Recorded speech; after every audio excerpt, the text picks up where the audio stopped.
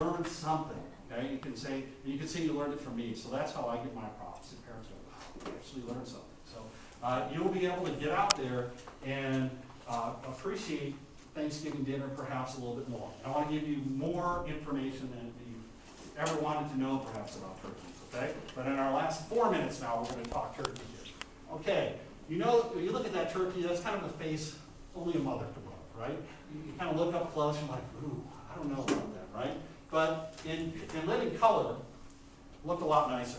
The one up top is a domestic turkey, not quite as colorful, and color is not something that's been bred for in domestic turkey, so most of them are white, but you do still have mixed color forms in captivity. If we go to wild populations, you can see kind of the true living color there. You know that little fan of feathers, the tail feathers that you made with your fingers when you traced your hands sometime in the past and colored them all in.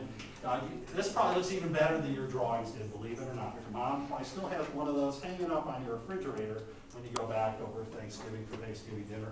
But you can see kind of how incredible they are in this display, right? These are males that are displaying for what, do you think? Females, right? So they go in and they display for females, and females have some choice of individuals. What do you think they might choose of it? Color.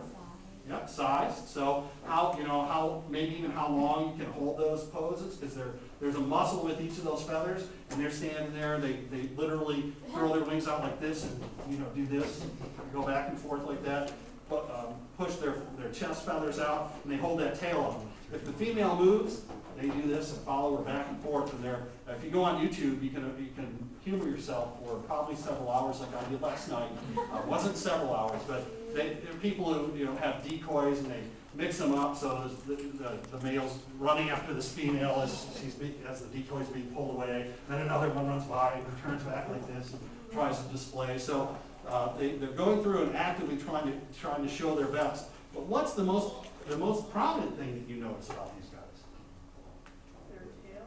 Well, tails, I think, what?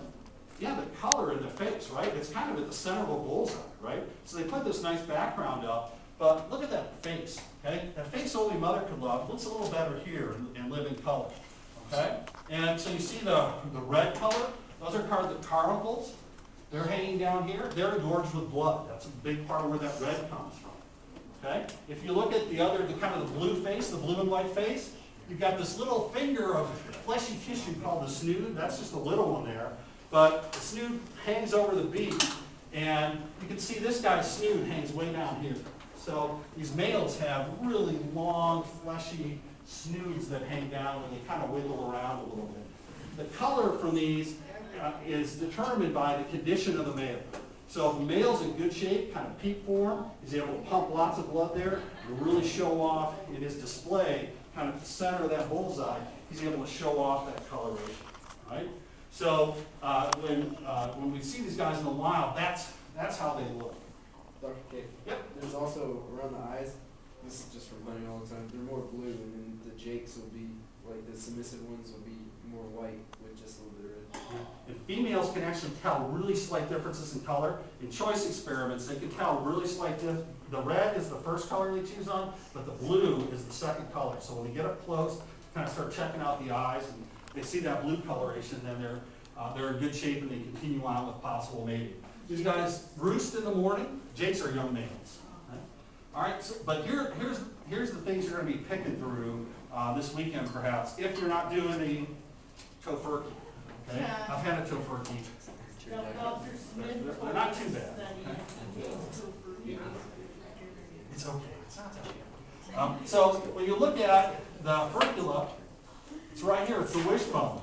So you're going to be popping that thing, breaking it after it dries out, and it's that nice forked shape.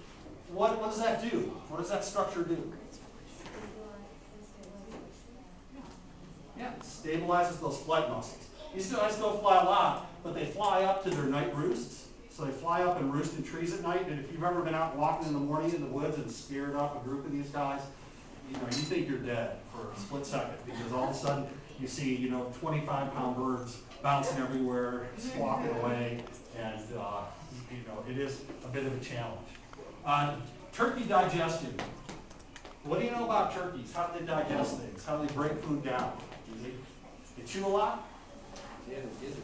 The gizzard, right? And that's what's in the little bag inside the turkey, right? The giblets that are in there that probably somebody chops up and mixes in with the turkey, the stuffing, contains the gizzard. And that's sometimes has stones in it, so you have to be a little bit careful. Hopefully whoever's making the stuffing's cleaned it up nicely. White meat or dark meat? White. Okay, white. All right, I like white meat myself, but what's the difference? Blood flow, right? So if you look at the structure of those muscles, the dark meat has more myoglobin in it, more blood flow. What are those kind of muscles used for? Flight, right? Or things that are going to be used very often, okay, where you have to be able to clear lactic acid out, get oxygen in. Do turkeys fly a lot? No, they don't fly often. They have to fly up to the top of that tree, and that's about it. Okay, so their flight muscles are what color meat? Dark meat. They're white meat, right? So they just need short contractions, and they're able to generate enough lift to get up that tree. Where's the dark meat on turkey? The legs. What do turkeys do almost all day? Walk around and nails are doing this, right? Okay, well, have a good Thanksgiving, everyone, and we will see you on Monday, all right? If you have any questions on that homework, send me an email.